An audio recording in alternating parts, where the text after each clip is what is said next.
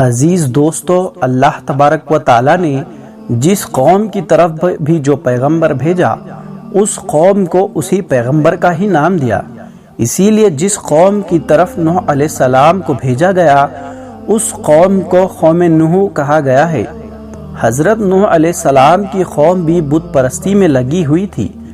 نوح علیہ السلام نے تقریباً 900 یا 950 برس دین کی تبلیغ کی، اللہ کے دین کی طرف بلایا، لیکن ان کی قوم نہ مانی اور ان کی بیوی اور بیٹا بھی بت پرستی میں لگے رہے۔ آخر میں تھک کر انہوں نے رب کی بارگاہ میں التجا کی کہ اے میرے رب، میں نے اپنے قوم میں دن رات دین کی تبلیغ کی، انہیں حق کی دعوت دی، لیکن انہوں نے مجھے جھٹلا دیا ہے، اور کچھ لوگوں کے علاوہ باقیوں نے ایمان نہیں لایا۔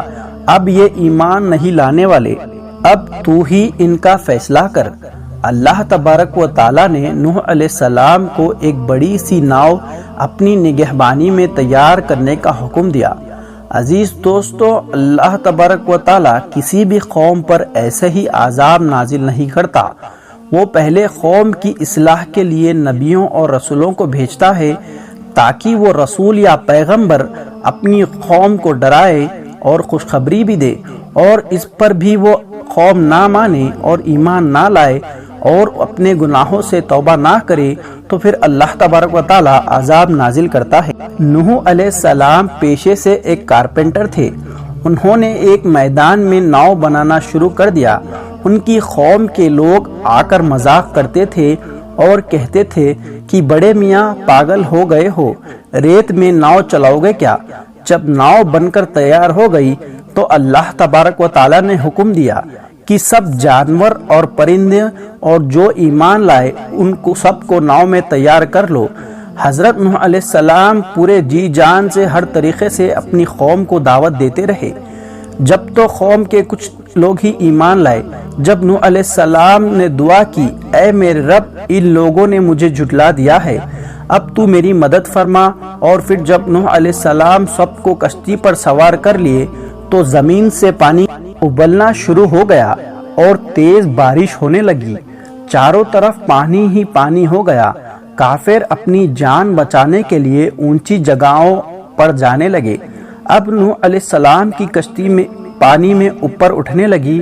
نوح علیہ السلام نے دیکھا کہ ان کا کافر بیٹا پہاڑی پر جا رہا تھا، تو نوح علیہ السلام نے آواز دی، اے میرے بیٹے، جلدی سے ناؤ میں سوار ہو جا۔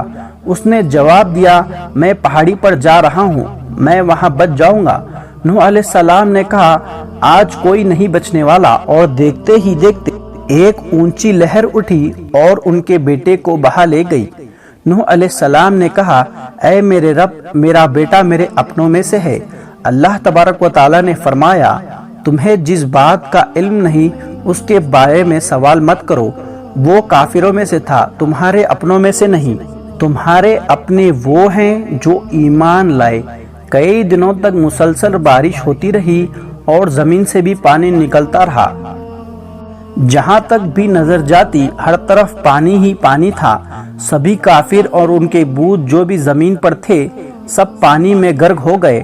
پھر اللہ تبارک و تعالیٰ نے آسمان کو حکم دیا، پانی برسنا روک دے، اور زمین کو بھی حکم دیا کہ اپنا پانی نگل جا۔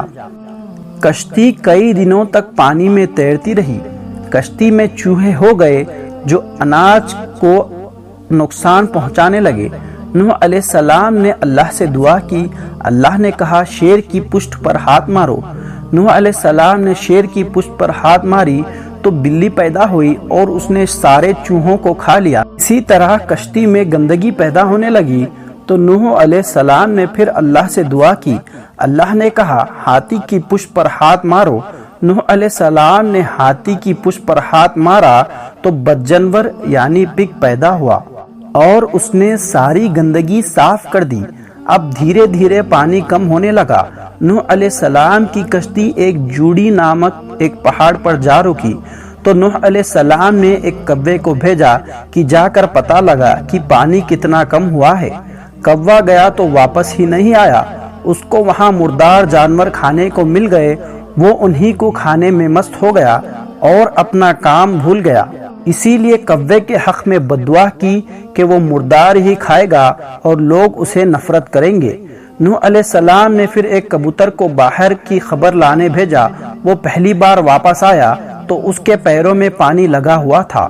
نوح علیہ السلام سمجھ گئے کہ ابھی پانی پوری طرح نہیں اترا۔ کچھ دن بعد اسے پھر بھیجا۔ جب وہ واپس آیا تو اس کے پیروں میں کیچڑ لگا تھا۔ نوح علیہ السلام سمجھ گئے کہ ابھی زمین سوکھی نہیں ہوئی ہے۔ پھر تیسری بار اسے بھیجا تو اس کی چونچ میں ایک پودا تھا۔